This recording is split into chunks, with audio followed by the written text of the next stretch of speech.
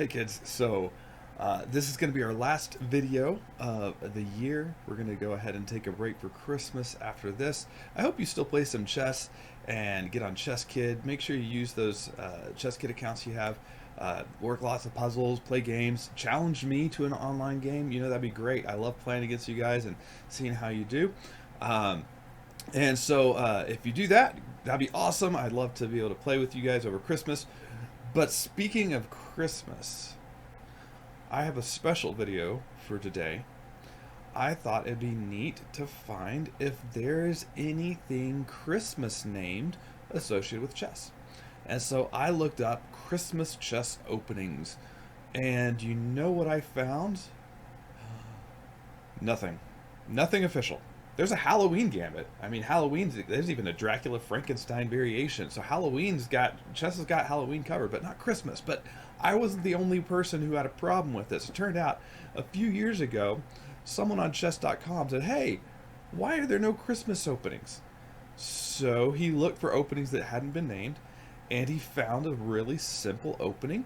And I'm going to show you guys this opening. And so here's what I want.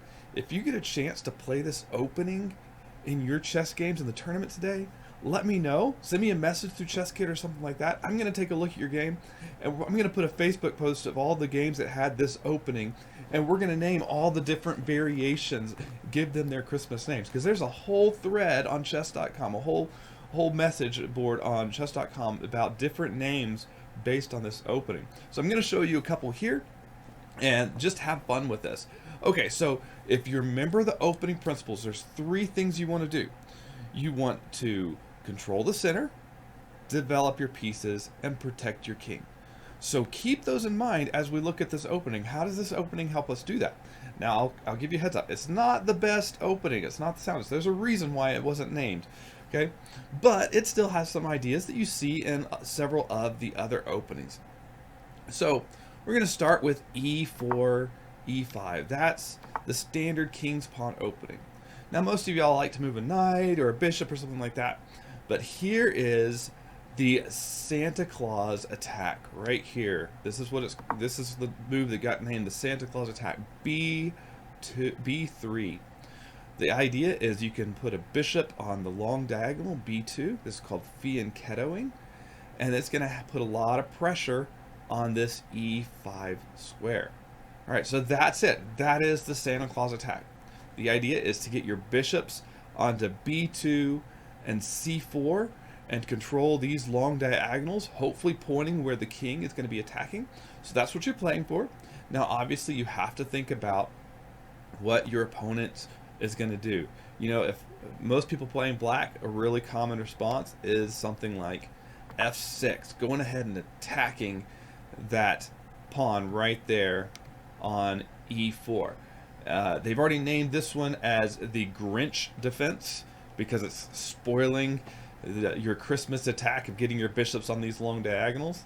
Okay, so that's one way they can play. And if they play the Grinch defense, you might have to come back with knight to B3, or if you don't like knight to B3, you may try go ahead and do bishop B2 and go ahead and gambit off that pawn.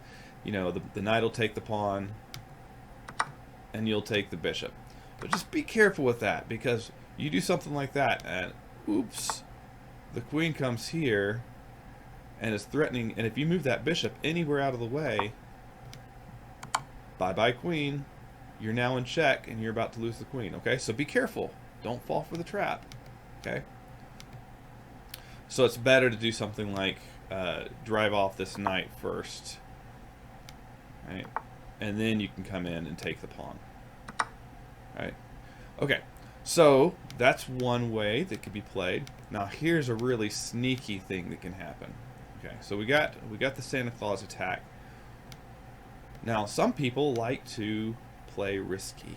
They like to play gambits, and they want to control the center, and so they're going to control the center by trying to remove your pawn. Something like this. Now, I don't expect you to see this, but this is a little fun little line. Now, the best move is probably go ahead and take the pawn. But let's say you don't. Let's set a little trap. Let's leave that pawn alone for now. Okay, alright, so maybe they'll go ahead and take your pawn. They fell for the trap, because watch this next move. Queen to h5, check. And oh no, the f-pawn is gone. You're threatening checkmates very soon. If the king moves up, you know, you're just going to be able to bring the queen in and very soon get a checkmate. If they block with this pawn, uh-oh.